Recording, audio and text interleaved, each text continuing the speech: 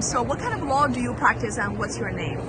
My name's Steve Aronson, and I represent workers who have been exploited or discriminated against or harassed in some way at work. Oh, so do you sometimes represent people who are being sued or suing Paul Hastings' client? Well, Paul Hastings has a well-known and well-respected department in employment law, and there are times when my cases will cause me to be at the opposite side of a Paul Hastings lawyer. I see. So they don't represent the underdog. They represent the powerful, the people who has money, right? Well, they represent the employers. Okay. Oh, then employers, big company. Okay. Okay. So are you a Jewish? Yes. Okay. I know there are many Jewish people practicing law. And so what is the most important value for American lawyer? Like when you become a law practitioner in this country, what are the most important things that you have to bear in mind when you are doing your job? So I'd say there are two critical values. Yeah. The first is the rule of law. Yes. What that means is that the law is supreme. No individual, however powerful, however wealthy, has more power than anyone else.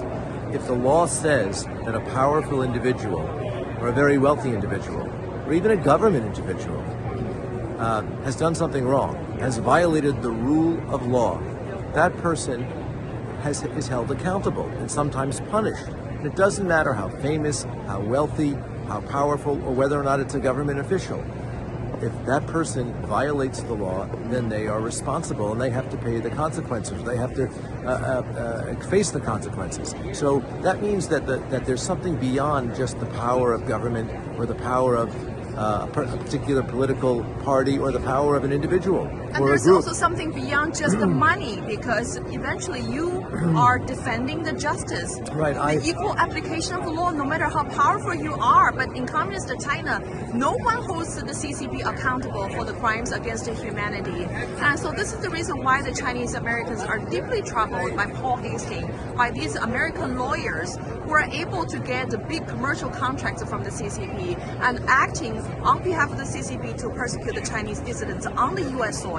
Well, you know, the rule of law protects all individuals. And in one of those protections is called due process, which means everyone gets the right to be heard, the right to have a defense, the right to state their case, and notice of what the accusations are. And that applies both to the weak and the undocumented and the new citizen, but it also applies to the strong and to the rich and to those who are citizens. So it applies to everyone. There should be no prejudice against the weak or against the strong. Imagine this is during the World War II, and while Jews are being brutally persecuted under the Nazi regime, right. Do you think American lawyers should represent the Nazi dictatorship to persecute the Jews, to go after the Jews? Because this is exactly what we found that's happening right before our eyes, that some of America's top law firms are taking big money from the Chinese government to trying to silence the Chinese whistleblowers and trying to go after the Chinese dissidents. So the short answer is, of course not. However, I would defend the right of an American law firm to represent a Nazi regime. In the sense, when I say represent, I mean they can have their day in court. Of they course. Can have their right. They can be heard by a judge. Would I oppose them? With all my might. And during the World War II, the Jews, they don't have money. I mean, they don't even have a voice. And they cannot even find a lawyer. And many governments turned against them. Many governments turned against them. That's why 6 million were killed. Yeah, and this is why we're trying to prevent another 6 million or 8 million Chinese people from being killed. And this is why we are here. Well, that sounds like it's less of a legal question than a political question, meaning if people's lives are in danger. Yeah, right? Our lives are at danger. How so? In communist China, if they wear a t-shirt saying, I'm a Chinese whistleblower, they will be immediately silenced and jailed and tortured and disappeared and tortured to death. That happens every day. Right, well then sanctions have to be brought against China. Exactly, and America has not sanctioned those Chinese government officials. And it seems like the Congress people and the people in government in the United States should be contacted. right? But listen, I think it's wonderful that you're bringing this to the public awareness.